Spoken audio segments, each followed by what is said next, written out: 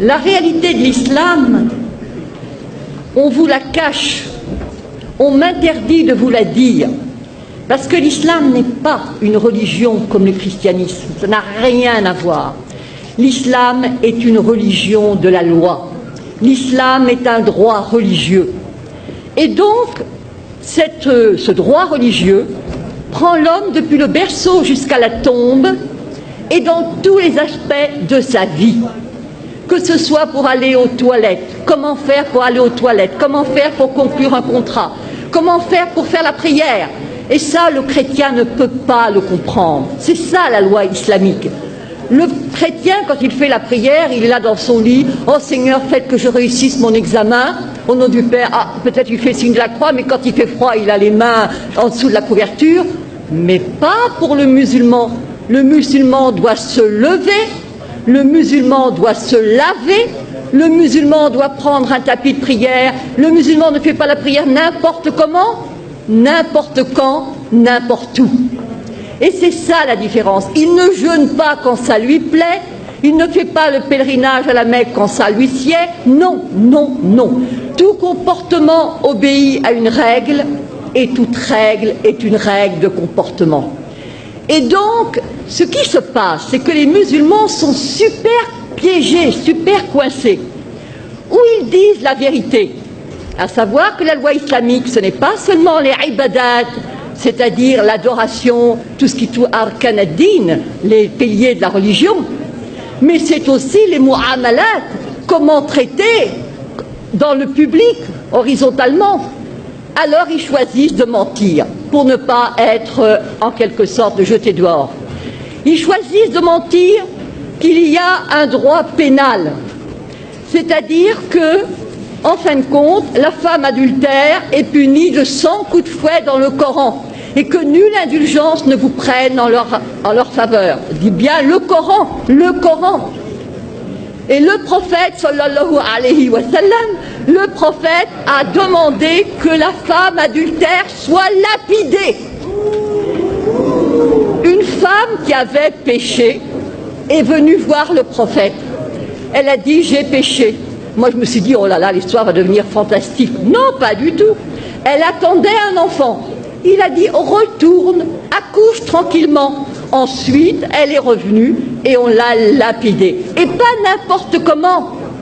Avec des pierres pas trop grosses, elle serait tuée d'un seul coup. Non, des pierres de grosseur moyenne. La même chose quand on va aux toilettes, pas des pierres coupantes pour se couper l'anus, bien sûr que non. C'est-à-dire que, si vous voulez, tout est réglementé. La femme adultère, fouettée, après 100 coups de fouet bien donnés, vous ressortez en capillotade. Hein. L'apostasie est punie de mort. La consommation d'alcool de 80 coups de fouet. Le vol, la main coupée. Et dans le fiqh, c'est même la main coupée, le pied inverse, c'est ce qu'on appelle l'amputation croisée. Alors les musulmans, parce que ça fait partie de leurs droits religieux, choisissent de dire non, non, non, non, non, non, nous sommes comme les chrétiens. C'est pareil, les fils d'Abraham, patati, patata. Alors on les acclame. Je leur dis liberté. Oui, oui, oui, oui, liberté. Je leur pose la question. Est-ce que le musulman peut, est-ce que la musulmane peut épouser un non-musulman? Est-ce que le musulman peut se convertir à une autre religion? Est-ce que le musulman peut être athée? Est-ce que le musulman peut être homosexuel? Est-ce que le musulman peut même être célibataire? Car le célibataire est de la pire espèce. Et oui, est-ce que pas de monachisme en islam? Alors je vous dis pas les curés, les moines, enfin les curés on ne sait pas, mais les moines en tout cas, ils passeraient un mauvais quart d'heure. Et la religion catholique, c'est l'horreur, l'abomination. Ils disent trois, alors c'est considéré comme un trithéisme, donc ils seraient zigouillés. Et quant à la messe, alors là, la messe, boit le pain transformé en corps du Christ, mais c'est de l'anthropophagie pour eux. Et boire du vin. C'est-à-dire que tout est quelque chose, horreur, horreur, horreur. Ce sont des moushrikoun, des associateurs, et c'est najas. Najas, c'est-à-dire impureté, saleté, cochonnerie. Alors, liberté, laissez-moi rire, il n'y en a pas. Mais alors, puisque de toute façon le musulman obéit à des règles, il est encerclé, emprisonné, on ne peut pas faire n'importe quoi, on entre dans les toilettes du pied gauche, on mange de la main droite, on ne mange pas n'importe quoi, on ne mange pas n'importe comment. C'est le rôle des fatwas qui vous dit, s'il vous plaît, comment on fait?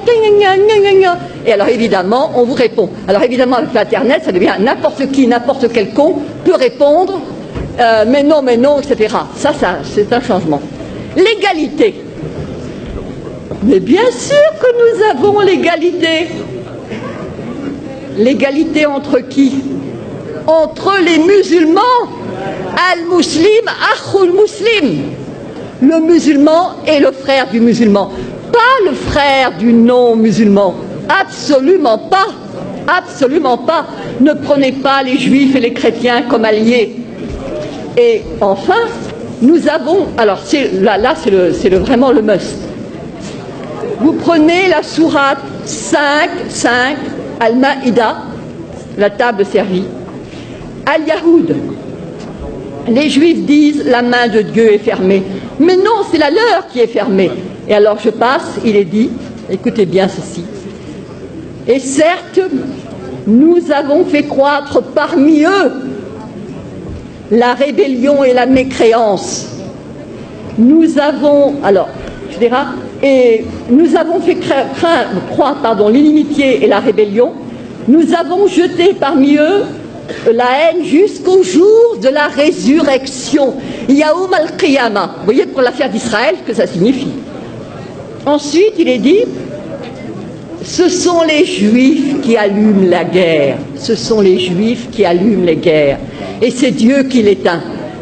Et rappelez-vous, il y a eu une fatwa, il y avait eu des émeutes en banlieue, et monsieur Malek Chabel, musulman modéré, a écrit, mais il n'y a pas de guerre sainte en islam. C'est-à-dire, il a dit, en fin de compte, ce sont...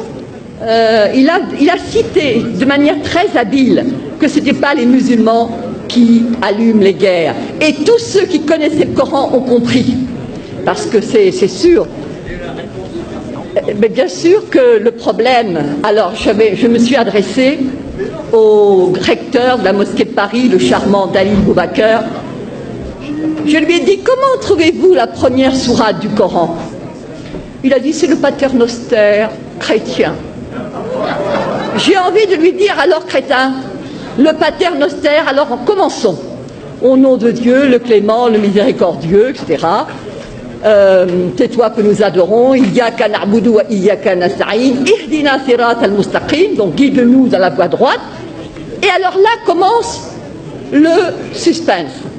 La voie de ceux à qui tu as accordé tes faveurs. Sirat al-ladhin, voilà, an'amta alayhim. Donc c'est la voie de ceux pour lesquels tu as été généreux. Sirat, alors, Ghayr mardoubi alayhim, la voie de ceux contre qui tu n'es pas en colère. Walad dallin, et ceux qui ne sont pas égarés. Alors moi j'avais apporté un commentaire. Pardon. Vous voulez... Non. Donc j'avais apporté un commentaire et j'ai dit devant tout le monde, évidemment, là vous ne comprenez rien, mais il y a le commentaire qui explique et que tous les musulmans pieux connaissent. Alors je regarde. Quels sont ceux à qui Dieu a accordé ses faveurs? Alors je vois al-Muslimoun ou al-Anbiya, donc les musulmans, les prophètes.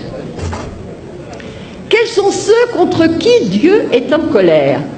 J'ouvre le tafsir, le commentaire, et je vois al-Yahoud, les juifs. Et ceux qui sont égarés, je regarde, et je vois al-Nasara, les chrétiens, les nazaréens. Et je dis, c'est ça, votre sourate première, le paternoster, et nos curés cons, qui font du dialogue islamo-crétin.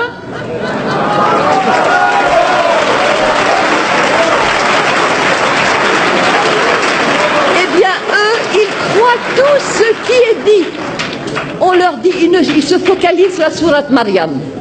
voilà Marie qui a eu un enfant sans être mariée.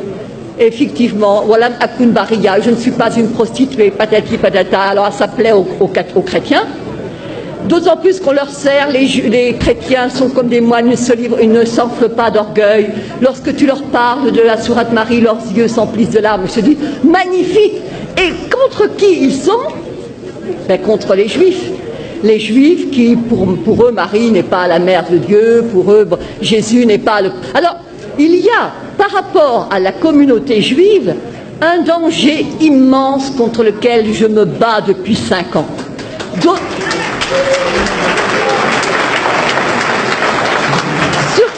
Surtout à cause du problème d'Israël. Les gens qui combattent contre les Israéliens ne sont pas des gens du XXIe siècle. Ce sont des gens qui se rappellent qu'il a été dit qu'au jour du jugement dernier, les Juifs se cacheront derrière une pierre, derrière un arbre, que la pierre elle-même et l'arbre diront il y a un Juif derrière, tue-le. Alors comment laisser ces non-assistance à peuple en danger? Oui, bien sûr. Donc je dirais, l'islam n'est pas ce qu'on vous enseigne, l'islam n'est pas ce qu'on vous dit. L'islam est dangereux parce qu'il n'y a pas d'égalité, pas de liberté, pas de fraternité, pas de possibilité de s'en sortir.